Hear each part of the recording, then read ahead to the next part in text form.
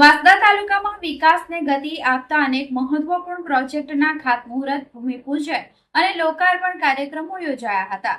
રાજ્યના મંત્રી નરેશ પટેલ અને સાંસદ ધવલ પટેલના હસ્તે વિવિધ વિકાસલક્ષી કામોનું ઉદ્ઘાટન કરવામાં આવ્યું હતું.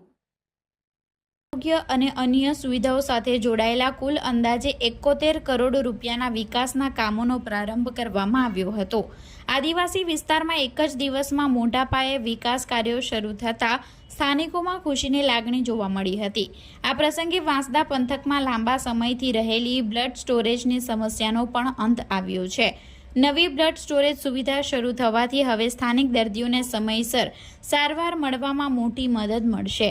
તેમજ ભીનાર નજીક આવેલા મહત્વપૂર્ણ કોષ ખાડી બ્રિજનું પણ લોકાર્પણ કરવામાં આવ્યું હતું. આ બ્રિજ શરૂ થતાં આસપાસના ગામના લોકો માટે આવાગમન વધુ સરળ બનશે અને વર્ષોથી ચાલી આવતી મુશ્કેલીઓમાં રાહત મળશે. કાર્યક્રમ દરમિયાન સ્થાનિક આગેવાનો, અધિકારીઓ તેમજ મોટી સંખ્યામાં ગ્રામજનો હાજર રહ્યા હતા. વિકાસના આ કામોથી વાંસદા તાલુકાના સર્વાંગી વિકાસને નવી દિશા મળશે તેવી આશા વ્યક્ત કરવામાં આવી રહી છે. આજે વાંસદાના વિકાસના માટે એકદમ સુખદ દિવસ છે, કારણ કે એક સાથે 71 કરોડના કામોના ખાતમુહૂર્ત અને લોકાર્પણ થવાના છે.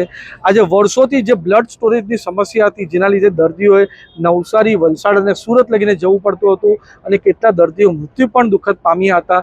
આજે બધી વસ્તુનું નિરાકરણ થવાનું છે, કારણ કે શ્રી હોસ્પિટલ ખાતે ડૉક્ટર લોચન શાસ્ત્રી અને એમની ટીમે જે બ્લડ સ્ટોરેજ સેન્ટર ચાલુ કર્યું છે અને આવનાર દિવસમાં રાજ્ય સરકાર અને કેન્દ્ર સરકારની મદદથી આ પૂરું બ્લડ બેંક પણ અહીંયા કાર્યરત થશે.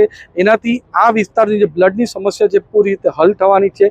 સાથે જે બહુ બધા ગામો વરસાદના સમય પર 4 થી 5 મહિના લગીને સંપર્ક વિહોણા થઈ જતા હતા, એની પણ મેજર બ્રિજની કામગીરી થઈ છે. એટલે લોકોને પૂરી 12 માસ કનેક્ટિવિટી રહે એના માટે પૂરો પ્રયાસ કરવાના છે. નવા રસ્તાઓ, આંગણવાડીઓ, સાથે ગ્રામ પંચાયતમાં એક ગ્રામ પંચાયત દીઠ 25 લાખ એમ કરીને 58 ગ્રામ પંચાયતના કામોનું પણ મંજૂરી મળી ગઈ છે.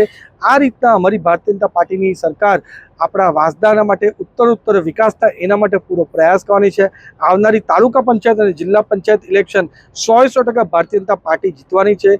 કોંગ્રેસ અને આમ આદમી પાર્ટી પૂરી રીતે ક્લીન બોલ્ડ થઈ જવાની છે અને 2027માં વાંસદામાં પણ ભારતીય જનતા પાર્ટીનો જ ધારાસભ્ય આવવાના છે અને હાલના ધારાસભ્ય મુંગીરીલાલ ઘરે ઉનાઈમાં બેસવાના છે એ વાત